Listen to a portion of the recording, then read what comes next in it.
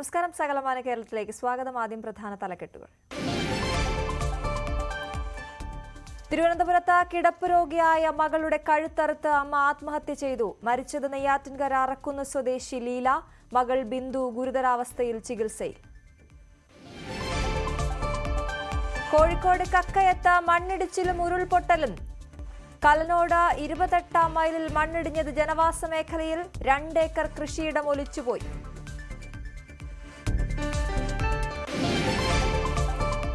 ഇടുക്കിയിൽ കനത്ത മഴയിൽ വ്യാപക നാശം. ലോ റേഞ്ച് മേഖലയിൽ ഉരുൾപൊട്ടൽ. കരിപ്പിലങ്ങാടും നാടുകാണിയിലും മണ്ണിടിച്ചിൽ. മലങ്കര ഡാമിന്റെ 4 ഷട്ടറുകൾ തുറന്നു. തിരുവനന്തപുരം ശംഖുമുഖത്ത് വള്ളം മറിഞ്ഞ അപകടം. ഒരാളെ കാണാതായി. ഒരാൾ നീന്തി രക്ഷപ്പെട്ടു. രക്ഷാപ്രവർത്തനം വൈകിയെന്ന് പരാതി. കോസ്റ്റൽ പോലീസ് സ്ഥലത്തെത്താൻ വൈകിയെന്ന ആരോപണം. എറണാകുളം വൈറ്റിലയിൽ 3 വാഹനങ്ങൾ കൂട്ടിയിടിച്ചു. അപകടത്തിൽപ്പെട്ടത് സ്വകാര്യ ബസ്സും ലോറിയും ടൂറിസ്റ്റ് ബസ്സും. യാത്രക്കാരുടെ പരിക്ക് ഗുരുതരമല്ല. താമരശ്ശേരി ചുരത്തിൽ തടി ലോറി മറിഞ്ഞു.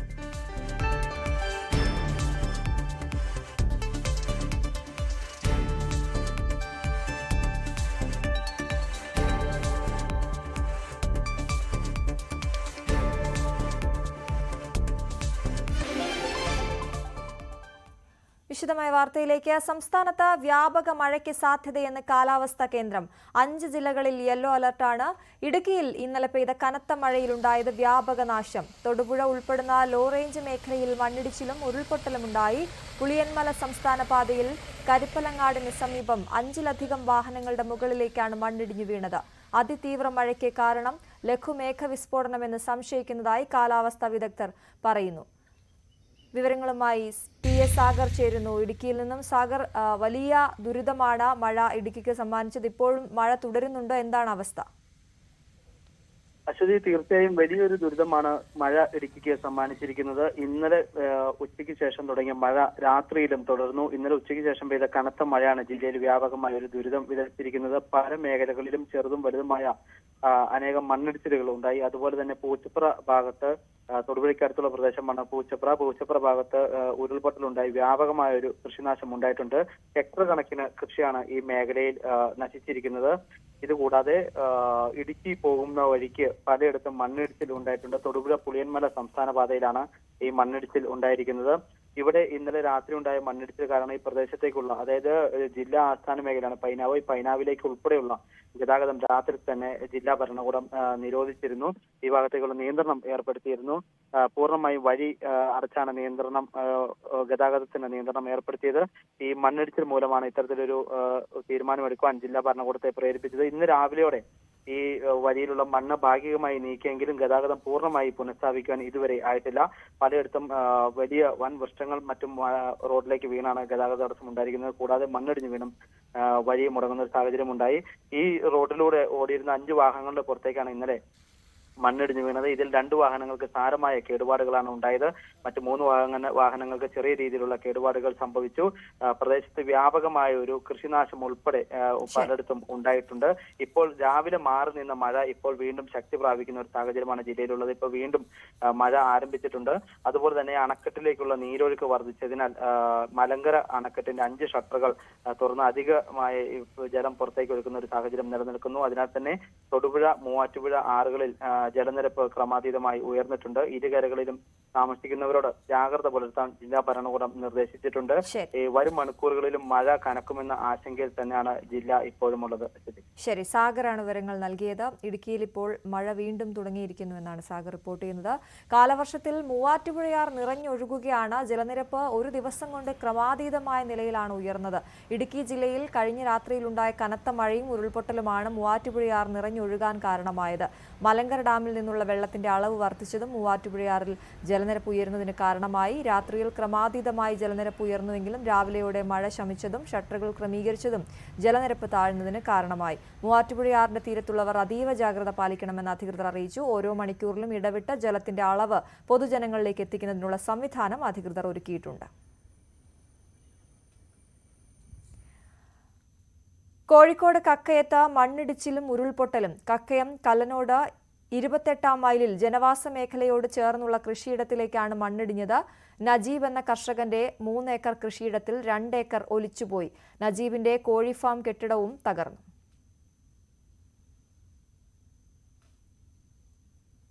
തൃശൂരിലും കനത്ത മഴയാണ്. വടക്കേ സ്റ്റാൻഡിന് സമീപം റോഡുകളിൽ വലിയ വെള്ളക്കെട്ട് രൂപപ്പെട്ടു. ഇട റോഡുകളിലും വലിയ രീതിയിൽ വെള്ളം കെട്ടിയിട്ടുണ്ട്.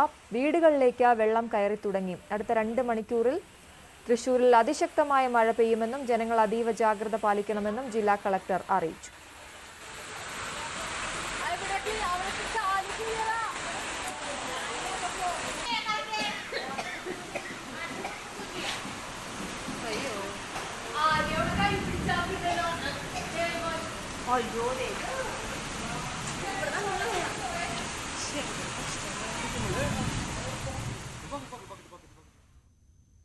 മുല്ലപ്പെരിയാർ അണക്കെട്ടിൽ നിന്ന് കാർഷിക ആവശ്യത്തിനായി തമിഴ്നാട് കൂടുതൽ വെള്ളം കൊണ്ടുപോയി തുടങ്ങി. സെക്കൻഡിൽ 300 ഘനയടി ജലമാണ് തമിഴ്നാട്ടിലേക്ക് ഒഴുക്കുന്നത്. തേക്കടിയിൽ കർഷകരുടെ നേതൃത്വത്തിൽ പ്രത്യേക പൂജകളും നടത്തി. തേനി ജില്ലയിലെ 14,700 ഹെക്ടർ സ്ഥലത്തെ കൃഷി ആവശ്യത്തിനാണ് വെള്ളം കൊണ്ടുപോകുന്നത്. കർഷകരുടെ ആവശ്യപ്രകാരമാണ് കൃഷി ആവശ്യത്തിനായി ജൂൺ മാസത്തിൽ വെള്ളം തുറന്നുവിട്ടു തുടങ്ങിയത്. പതിവ് പോലെ ഇത്തവണയും പ്രത്യേക പൂജകളുണ്ടായിരുന്നു. അതിനുശേഷം Mullaperiyar executive director Anbu സെൽവനാണ് shutter ഉയർത്തിയത്. 120 ദിവസം 300 ഘനയടി വെള്ളമാണ് തമിഴ്നാട് കൊണ്ടുപോകുന്നത്. കാലവർഷത്തിൽ മുല്ലപ്പെരിയാർ അണക്കെട്ടിലെ ജലനിരപ്പ് ഉയർന്നാൽ കൂടുതൽ വെള്ളം കൊണ്ടുപോകുമെന്ന് തമിഴ്നാട് ഉറപ്പു നൽകിയിട്ടുണ്ട്. തിരുവനന്തപുരം ശംഖുമുഖത്ത് വള്ളം മറിഞ്ഞൊരാളെ കാണാതായി. വിഴിഞ്ഞത്തേക്ക് പോയ വള്ളത്തിലുണ്ടായിരുന്ന മത്സ്യത്തൊഴിലാളി മഹേഷിനെയാണ് കാണാതായത്. ഒപ്പമുണ്ടായിരുന്ന ഒരാൾ രക്ഷപ്പെട്ടു. രാവിലെ 7:30ഓടെയായിരുന്നു അപകടം. രക്ഷാപ്രവർത്തനത്തിനായി കോസ്റ്റൽ പോലീസ് സ്ഥലത്തെത്താൻ വൈകിയെന്നും ആരോപണമുണ്ട്.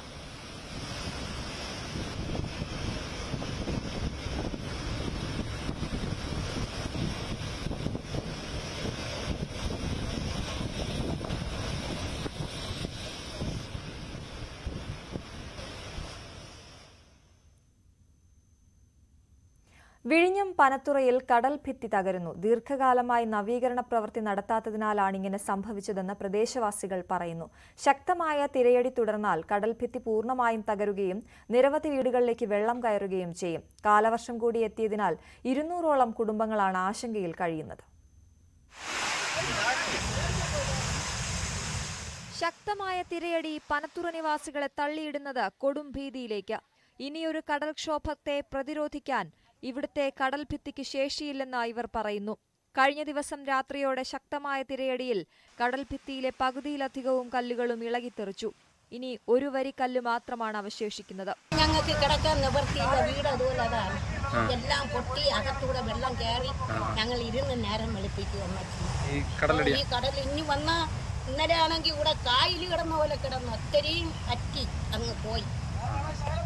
കല്ലുകളൊക്കെ അത് അത്രയും ഇടിഞ്ഞ് കരിഞ്ഞ് ഒക്കെ വീണ് കിടക്കണം. ആരെ കൊണ്ട് സാധിക്കും കടലിൽ അടിച്ച് നിർത്താൻ? എന്ത് ചെയ്യാൻ? നമ്മളെ ജീവിതം ഇങ്ങനെയാണ് പോയി. 8 വർഷങ്ങൾക്ക് മുമ്പ് ആധുനിക രീതിയിലുള്ള കടൽഭിത്തി പരീക്ഷണാടിസ്ഥാനത്തിൽ നിർമ്മിച്ചിരുന്നു. എന്നാൽ നവീകരണ പ്രവൃത്തികളൊന്നും നടത്താൻ അധികാരികൾ തയ്യാറാകാത്തതിനാൽ അതിൽ പകുതിയും തകർന്നു വീണു. ആഞ്ഞടിക്കുന്ന തിരകളെ ചെറുക്കാൻ കടൽഭിത്തി ഇല്ലാതായാൽ 200ഓളം വീടുകളിൽ കടൽ വെള്ളം നിറയും. നിലവിൽ കാൽനട പോലും ദുഷ്കരമായ അവസ്ഥയിലാണ്.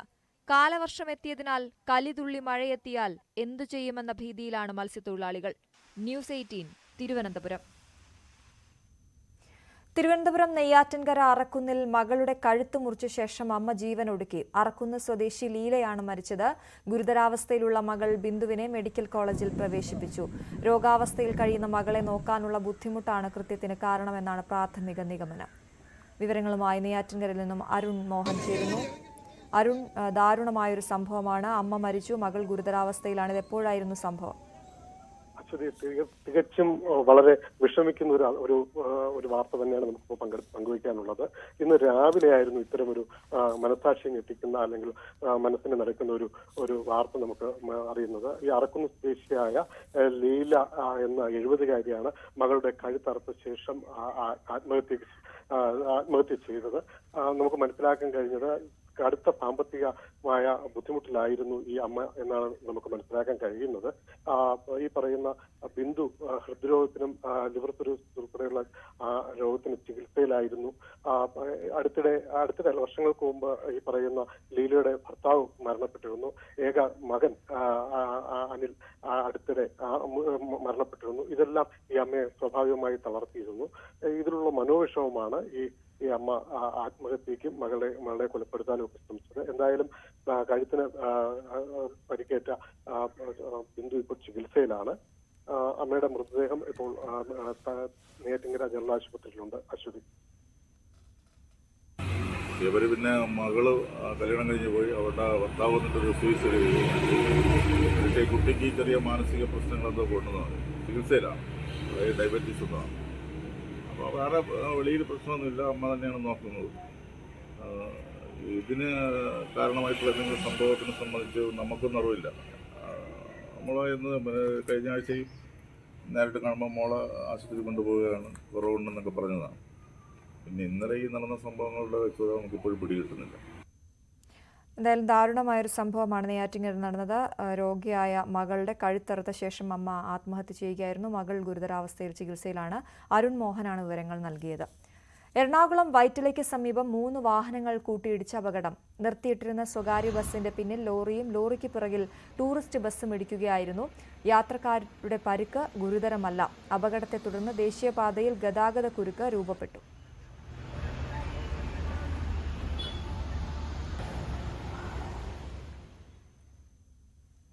താമരശ്ശേരി ചുരത്തിൽ തടി ലോറി മറിഞ്ഞു. ചുരം 2ാം വളവിന് താഴെ പുലർച്ചെ 3:30യോടെയായിരുന്നു അപകടം. വയനാട്ടിൽ നിന്നും മരം കയറ്റി ചുരം ഇറങ്ങുകയായിരുന്ന ലോറിയുടെ ബ്രേക്ക് നഷ്ടപ്പെട്ട് മറിയുകയായിരുന്നു. ലോറിയിലുണ്ടായിരുന്നവർ നിസ്സാര പരിക്കുകളോടെ രക്ഷപ്പെട്ടു. വൺ വേ അടിസ്ഥാനത്തിലായിരുന്നു വാഹനങ്ങൾ കടത്തിവിടുന്നത്. മരം നീക്കം ചെയ്ത് ലോറി ഉയർത്താനുള്ള ശ്രമങ്ങൾ തുടരുകയാണ്. അട്ടപ്പാടിയിൽ വീണ്ടും അരിവാൾ രോഗിയായ ആദിവാസി യുവതി മരിച്ചു. അഗളി മേലെ കണ്ടിയൂർ സ്വദേശിനി സൗമ്യയാണ് മരിച്ചത്. പാലക്കാട് ജില്ലാ ആശുപത്രിയിൽ ചികിത്സയിലിരിക്കെയാണ് യുവതി മരിച്ചത്. പനിയെ തുടർന്ന് കുക്കൻപാളയം സ്വകാര്യ ആശുപത്രിയിൽ ചികിത്സ തേടിയെങ്കിലും ന്യൂമോണിയാണെന്ന് സ്ഥിരീകരിച്ചതോടെ കോട്ടത്തറ താലൂക്ക് ആശുപത്രിയിൽ നിന്നും യുവതിയെ ജില്ലാ ആശുപത്രിയിൽ എത്തിക്കുകയായിരുന്നു.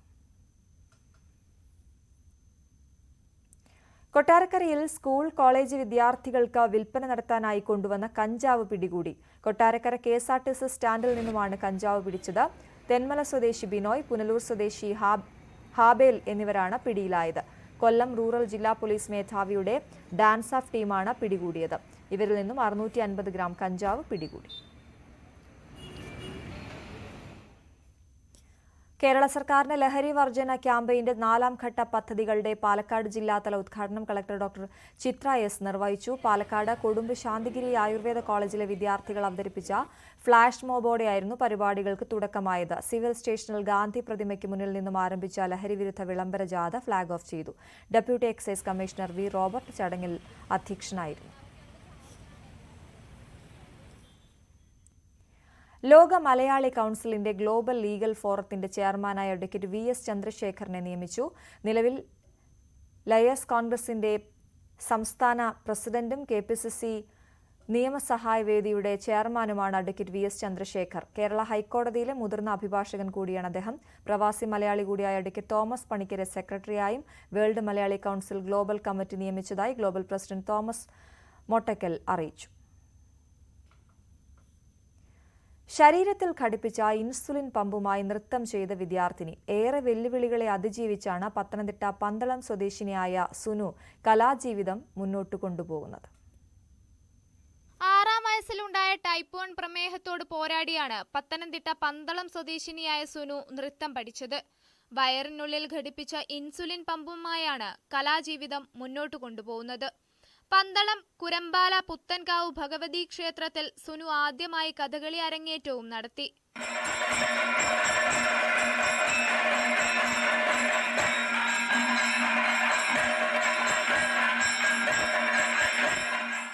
ഒന്നാം വർഷം ബിരുദ വിദ്യാർത്ഥിനിയായ സുനു തന്റെ കലാജീവിതം കഥകളിയിൽ മാത്രം ഒതുക്കി നിർത്തുന്നില്ല. മറ്റ് കലകൾ കൂടി അഭ്യസിക്കണമെന്നാണ് ആഗ്രഹം. ഇപ്പോൾ പഠിച്ചുകൊണ്ടിരിക്കുന്നത് കുച്ചിപ്പുടിയാണ്. ആറന്മുള ലക്ഷ്യദീപക് നായറിൻ്റെ സാറിൻ്റെ അടുത്താണ് പഠിക്കുന്നത്. ഭരതനാട്യം അരങ്ങേറ്റം കഴിഞ്ഞതാണ്. ഭരതനാട്യം പഠിച്ചിട്ടുണ്ട്. കേരള നടനം, നാടോടിനൃത്തം എല്ലാം കോമ്പറ്റീഷൻ ആയിട്ട് പഠിച്ചിട്ടുണ്ട്. ഇനിയും ഫ്ലൂട്ട് പഠിക്കാൻ ഭയങ്കര ആഗ്രഹമാണ്. ഫ്ലൂട്ട് പഠിക്കണം. പിന്നെ പുള്ളുവൻ പാടാനറിയില്ല, എന്നാലും പഠിക്കണം എന്നാണ് ആഗ്രഹം. പിന്നെ ചെണ്ടയ്ക്ക് ഇന്നലെ പുത്തൻകാവിൽ അമ്പലത്തിൽ തന്നെ പഠിപ്പിക്കുന്നുണ്ട്. അവിടെ ചെണ്ടയ്ക്കും പോകണം എന്നാണ്, ചെണ്ട പഠിക്കാൻ പോകണം എന്നാണ്. ഫാമിലി നല്ലപോലെ സപ്പോർട്ടാണ്. അമ്മ, പപ്പ, അമ്മയാ ഏറ്റവും കൂടുതൽ സപ്പോർട്ട് ചെയ്യുന്നത്. ഫാമിലി എല്ലാവരും നല്ല സപ്പോർട്ടാണ്. മരുന്നിനടക്കം മാസം വലിയ തുകയാണ് വേണ്ടിവരുന്നത്. എത്ര കഷ്ടപ്പെട്ടാലും സുനുവിന്റെ മോഹങ്ങൾക്കും കലാജീവിതത്തിനും ചികിത്സയ്ക്കും തടസ്സം വരുത്താതെ പ്രോത്സാഹനവുമായി അമ്മ അനു ഉണ്ട്. ന്യൂസ് 18 പത്തനംതിട്ട. മറ്റു വാർത്തകളുടെ വേളയ്ക്ക് ശേഷം.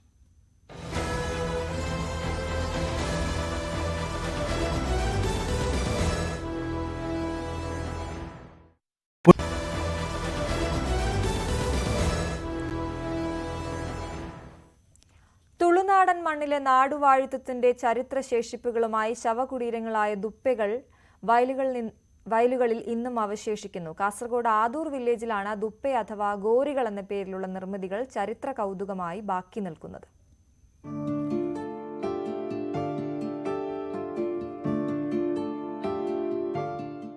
വയലുകളിൽ കാണുന്ന സമചതുര സ്തംഭാകൃതിയിലുള്ള നിർമ്മിതികൾ പുതുതലമുറയ്ക്ക് കൗതുക കാഴ്ചയാണ്.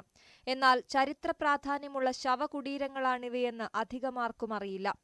തുളുനാടൻ മണ്ണിൽ 17-ാം നൂറ്റാണ്ടിൽ കുമ്പളസീമയിൽ നിന്ന് ഭരണം പിടിച്ചെടുത്ത ബലാക്കൻ വിഭാഗക്കാരായ നാട്ടുരാജാക്കന്മാരെ സംസ്കരിച്ച ഇടങ്ങളിലാണ് ദുപ്പകൾ അഥവാ ഗോരികൾ എന്നറിയപ്പെടുന്ന കുടീരങ്ങൾ. ആദൂർ വില്ലേജിലെ മല്ലാവര ക്ഷേത്രത്തിന് സമീപത്തെ വയലുകളിലായി 4 ദുപ്പകൾ ഇന്നും കാണാം. മുകൾ ഭാഗം താഴികക്കുടാകൃതിയിൽ നിർമ്മിച്ചിട്ടുള്ള ദുപ്പയുടെ മധ്യത്തിൽ വായുസഞ്ചാരത്തിനായി 4 ഇഞ്ച് വിസ്തീർണമുള്ള ദ്വാരങ്ങളും ഉണ്ടാക്കിയിട്ടുണ്ട്. 17-ാം നൂറ്റാണ്ടിൽ ഈ പ്രദേശം ഭരിച്ചിരുന്ന കെ നായക്കന്മാരുടെ കൂടെ ചേർന്നുകൊണ്ട് തന്നെ കുമ്പളസൂമയിൽ നിന്നും പിടിച്ചടക്കിയ സ്ഥലത്താണ് ഈ ദൂപ്പകൾ നിലനിൽക്കുന്നത്. മരണശേഷം മരണപ്പെട്ട നാടുവാഴികളുടെ പ്രതീകമായിട്ടാണ്, അവരുടെ സംസ്കാരത്തിന്റെ ഭാഗമായിട്ടാണ് സമചതുര സംഭാകൃതിയിൽ ദുപ്പ നിർമ്മിച്ചിട്ടുള്ളത്. ഈ ദുപ്പകളുടെ ഇന്നും നശിപ്പിക്കപ്പെടാതെ നിൽക്കാൻ വേണ്ടി കാരണം പിന്നീട് ഇവിടം കൈയടക്കിയ ബൺ സമുദായക്കാർ വിശ്വാസത്തിൻ്റെ ഭാഗമായിട്ട് തന്നെ ഇത് പൊളിക്കാതെ നിലവിലായിട്ട് പോലും അതൊരു സ്മാരകമായിട്ട് നിലനിർത്തിക്കൊണ്ടുവരികയാണ് ചെയ്യുന്നത്. മരണമടഞ്ഞ നാട്ടുരാജാക്കന്മാരുടെ ചിതാഭസ്മത്തിന്മേലാണ് ഇവ നിർമ്മിക്കുന്നത്. 300 വർഷത്തിലേറെ പഴക്കമുള്ള ദുപ്പകളാണ് ബല്ലാക്കന്മാരുടെ അപ്രമാദിത്വത്തിന്റെ അടയാളപ്പെടുത്തലായി ബാക്കി നിൽക്കുന്നത്. ന്യൂസ് 18 കാസർഗോഡ്. ഗോത്രജനതയ്ക്ക് നിത്യോപയോഗ സാധനങ്ങൾ കുറഞ്ഞ വിലയിൽ ലഭ്യമാക്കാൻ ഇല ഷോപ്പുമായി വനംവകുപ്പ്. ഇടുക്കി മറയൂരിലാണ് പദ്ധതി ആദ്യമായി നടപ്പിലാക്കിയത്. മേഖലയിലെ ഗോത്ര സമൂഹത്തിന് ഗുണകരമായിരിക്കുകയാണ് ഇല. പലചരക്ക് സാധനങ്ങൾ മുതൽ സ്റ്റേഷനറി സാധനങ്ങൾ വരെ ഇലയിൽ ഒരു കുടുംബത്തിലേക്ക് വേണ്ട എല്ലാമുണ്ട്. മാർക്കറ്റ് വിലയേക്കാൾ കുറഞ്ഞ വിലയിൽ മറയൂരിലെ ഗോത്ര സമൂഹത്തിന് സാധനങ്ങൾ ലഭ്യമാക്കുകയാണ് വനംവകുപ്പ്. നമ്മുടെ മറയൂർ സാൻഡൽ ഡിവിഷന്റെ കീഴിൽ പെരിയകുടി BSSന്റെ കീഴിൽ പ്രവർത്തിക്കുന്ന ഒരു പ്രൊഫഷണൽ സ്റ്റോറാണ് ഇല പ്രൊഫഷണൽ സ്റ്റോർ എന്ന് പറയുന്നത്. ഇത് നമ്മുടെ ഫോറസ്റ്റ് ഡിപ്പാർട്ട്മെൻറ്റുമായിട്ട് ബന്ധപ്പെട്ട് പ്രവർത്തിക്കുന്ന ഒരു സ്ഥാപനമാണ്. ഇതിലൂടെ ലക്ഷ്യമിടുന്നത് മറയൂരിലെ വനാശ്രിത സമൂഹങ്ങൾക്കും മറയൂരിലെ തദ്ദേശവാസികൾക്കും വിലക്കുറവിൽ എല്ലാ സാധനങ്ങളും ലഭ്യമാക്കുക എന്നാണ് ഇതിൻ്റെ ലക്ഷ്യം. ലാഭേച്ഛയില്ലാതെ പ്രവർത്തിക്കുന്ന ഒരു സ്ഥാപനമാണ്. ഏതൊരു ഉൽപ്പന്നവും ഏറ്റവും നല്ല ഗുണനിലവാരത്തിൽ ഏറ്റവും വില കുറച്ച് എല്ലാവർക്കും ലഭ്യമാക്കുക എന്ന ഒരു ഉദ്ദേശത്തോടു കൂടിയാണ് ഇത് പ്രവർത്തിക്കുന്നത്. നോട്ട്ബുക്കും ബാഗും കുടയുമടക്കം സ്കൂൾ തുറക്കുമ്പോൾ ആവശ്യമായ എല്ലാ ഉൽപ്പന്നങ്ങളും ഇവിടെയുണ്ട്. പൊതുവിപണിയേക്കാൾ കുറഞ്ഞ വിലയിൽ സാധനങ്ങൾ ലഭ്യമാകുന്നു എന്നതിനൊപ്പം ഗുണമേന്മയുള്ള ഉൽപ്പന്നങ്ങൾ കുറഞ്ഞ വിലയിൽ ഇടനിലക്കാരില്ലാതെ വാങ്ങാമെന്നതും ഇലയുടെ പ്രത്യേകതയാണ്. ഗോത്രജനതയ്ക്കൊപ്പം മറ്റ് മറയൂർ നിവാസികളും ഇവിടെ നിന്നും സാധനങ്ങൾ വാങ്ങാറുണ്ട്. തദ്ദേശവാസികളായ 5 സ്ത്രീകൾ ഉൾപ്പെടെ 6 പേർക്ക് തൊഴിൽ കൂടിയാണ് ഇല പദ്ധതിയിലൂടെ സാധ്യമായിരിക്കുന്നത്. ന്യൂസ് 18 ഇടുക്കി. ഓഫീസ് മുറ്റത്ത് ചെയ്ത പച്ചക്കറി കൃഷിയിലൂടെ ലഭിച്ച വരുമാനം കൊണ്ട് കുട്ടികൾക്ക് പഠനോപകരണങ്ങൾ വാങ്ങി നൽകി മുക്കം ഫയർഫോഴ്സും കൃഷിഭവനും. അഗസ്ത്യമൊഴി താഴക്കോട് AUP സ്കൂളിലെ സാമ്പത്തികമായി പിന്നോക്കം നിൽക്കുന്ന കുട്ടികൾക്കാണ് പുതിയ അധ്യയന വർഷത്തേക്കുള്ള പഠനോപകരണങ്ങൾ വാങ്ങി നൽകിയത്. മുക്കം ഫയർ സ്റ്റേഷനും കൃഷിഭവനും സംയുക്തമായി ഫയർ സ്റ്റേഷൻ കോമ്പൗണ്ടിലും സിവിൽ സ്റ്റേഷൻ കോമ്പൗണ്ടിലും കൃഷി ചെയ്ത പച്ചക്കറികൾ ലേലം ചെയ്താണ് തുക കണ്ടെത്തിയത്. പയർ, വെണ്ട, പച്ചമുളക്, വഴുതനങ്ങ തുടങ്ങിയ പച്ചക്കറികളായിരുന്നു കൃഷി ചെയ്തത്. കൃഷിയിൽ മികച്ച വിളവും ലഭിച്ചു. വിളവെടുത്ത പച്ചക്കറികൾ ഫയർ സ്റ്റേഷനിലെയും സിവിൽ സ്റ്റേഷനിലെയും ഉദ്യോഗസ്ഥർ തന്നെ ലേലത്തിലൂടെ വാങ്ങും. ഇങ്ങനെ ലഭിച്ച വരുമാനം കൊണ്ടാണ് അഗസ്ത്യൻമുഴി താഴേക്കോട് AUP സ്കൂളിലെ സാമ്പത്തികമായി പിന്നോക്കം നിൽക്കുന്ന കുട്ടികൾക്ക് പഠനോപകരണങ്ങൾ വാങ്ങി നൽകിയത്. മുക്കം ഫയർ സ്റ്റേഷന്റെ കോമ്പൗണ്ടിൽ നമ്മുടെ ജീവനക്കാർ ഫ്രീ ഉള്ള സമയത്ത്, ഒഴിവുള്ള സമയത്ത് പച്ചക്കറി കൃഷി ചെയ്യായിരുന്നു. നമ്മുടെ മുക്കം കൃഷി ഓഫീസർ വളരെ സപ്പോർട്ട് ചെയ്തുകൊണ്ട് തന്നെ നമുക്ക് വിത്തും മറ്റ് വളവും അടക്കമുള്ള കൃഷി ഉപകരണങ്ങളും അടക്കം നമുക്ക് സപ്ലൈ ചെയ്തു. അതുകൊണ്ട് നമ്മുടെ ജീവനക്കാർ ഒഴിവ് കിട്ടുന്ന സമയങ്ങളിലെല്ലാം കൃഷി ചെയ്തു. ആ കൃഷിയിൽ നിന്നുള്ള വരുമാനം നമ്മുടെ പ്രദേശത്തെ മുക്കം ഫയർ സ്റ്റേഷൻ പരിധിയിലുള്ള വളരെ സാമ്പത്തികമായി പിന്നോക്കം നിൽക്കുന്ന കുടുംബങ്ങളിലെ കുട്ടികളുടെ വിദ്യാഭ്യാസ ആവശ്യത്തിന് വേണ്ടി മാറ്റിവെക്കുകയാണ് ചെയ്തിട്ടുള്ളത്. സംസ്ഥാനത്തെ എല്ലാ സർക്കാർ ഓഫീസുകളിലും തരിശായി കിടക്കുന്ന ഭൂമിയിൽ കൃഷി ഇറക്കണമെന്ന സർക്കാർ പദ്ധതിയുടെ ഭാഗമായാണ് കൃഷിഭവൻ പ്രവർത്തിക്കുന്ന മുക്കം സിവിൽ സ്റ്റേഷന്റെ പുറകിലും ഫയർ സ്റ്റേഷന്റെ പുറകിലും ഫയർഫോഴ്സിലെ ഉദ്യോഗസ്ഥരുടെ സഹകരണത്തോടെ കൃഷി ഇറക്കിയത്. സിവിൽ സ്റ്റേഷന്റെ ബാക്കിൽ കുറച്ച് സ്ഥലം ഒഴിഞ്ഞു കിടക്കുന്നുണ്ടായിരുന്നു. അപ്പോൾ ഫയർ സ്റ്റേഷനിലെ ജീവനക്കാരും നമ്മളോട് അവിടെ കൃഷി നടത്താൻ താല്പര്യമുണ്ടെന്ന് അറിയിക്കുകയുണ്ടായി. നമ്മുടെ കൃഷി വകുപ്പിന്റെയും ഫയർ സ്റ്റേഷൻ ജീവനക്കാരുടെ സഹകരണത്തോടെയാണ് പൂർണ്ണമായും അതിനെ നടത്തിപ്പെല്ലാം ചെയ്തത് ഫയർ സ്റ്റേഷനിലെ ഉദ്യോഗസ്ഥർ തന്നെയാണ്. അവരുടെ ഒഴിവുവേളകളിലാണ് അവരതിനെ നോക്കിയതും പരിപാലിച്ചതും. പിന്നെ ഗ്രോ ബാഗ്, വിത്തുകൾ ഇതൊക്കെ തന്നെ നമ്മൾ ഒരുവിധം സൗജന്യമായി തന്നെ കൊടുക്കുവാൻ സാധിച്ചു. ഇത്തരത്തിലുള്ള ഒരു പ്രവൃത്തിയിലേക്കാണെന്ന് ഞങ്ങൾ ആദ്യം അറിഞ്ഞിട്ടല്ല ചെയ്തത്. പക്ഷേ ഇങ്ങനെ ഒരു നല്ല കാര്യത്തിന് വേണ്ടിയിട്ടാണ് ഇത് പച്ചക്കറി ഉൽപ്പാദിപ്പിച്ച് അതിൻ്റെ വിളയുടെ പൈസ ഉപയോഗിക്കുന്നതെന്ന് അറിഞ്ഞു. അപ്പോൾ അതിൽ ഞങ്ങൾക്കൊരു ഭാഗമാകാൻ കഴിഞ്ഞതിൽ അതിയായ സന്തോഷം രേഖപ്പെടുത്തുന്നു. അഗസ്ത്യൻമുഴി താഴേക്കോട് AUP സ്കൂളിൽ വെച്ച് നടന്ന ചടങ്ങിൽ കുട്ടികൾക്ക് നൽകാനുള്ള കിറ്റ് സ്കൂൾ പ്രധാന അധ്യാപകനെ ഉദ്യോഗസ്ഥർ ഏൽപ്പിച്ചു. സ്റ്റേഷൻ മുറ്റത്ത് കുട്ടികൾക്കായി പാർക്ക് ഉൾപ്പെടെ നിർമ്മിച്ച് വേറിട്ട പ്രവർത്തനങ്ങൾ നടത്തുന്ന മുക്കം ഫയർ സ്റ്റേഷനിലെ ഉദ്യോഗസ്ഥർ ജീവകാരുണ്യ പ്രവർത്തനങ്ങളിലും സജീവമാണ്. ന്യൂസ് 18 മുക്കം. ഇനി ഇന്നത്തെ സ്വർണം വെള്ളി നിരക്കുകൾ നോക്കാം. കവിത ഗോൾഡ് ആൻഡ് ഡയമണ്ട്സ് ഇന്നത്തെ സ്വർണം വെള്ളി നിരക്കുകൾ നിങ്ങൾക്കായി സമർപ്പിക്കുന്നത്. വലിയ സ്വപ്നങ്ങൾ, വലിയ സന്തോഷങ്ങൾ, വലിയ collection. Kavitha gold and diamonds.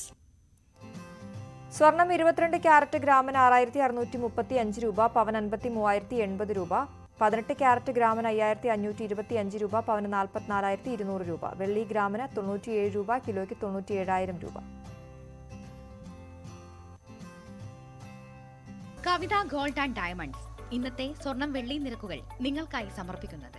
വലിയ സ്വപ്നങ്ങൾ, വലിയ സന്തോഷങ്ങൾ, വലിയ collection. Kavitha gold and diamonds. സകലമാന കേരളം പൂർണ്ണമാകുന്നു. നമസ്കാരം.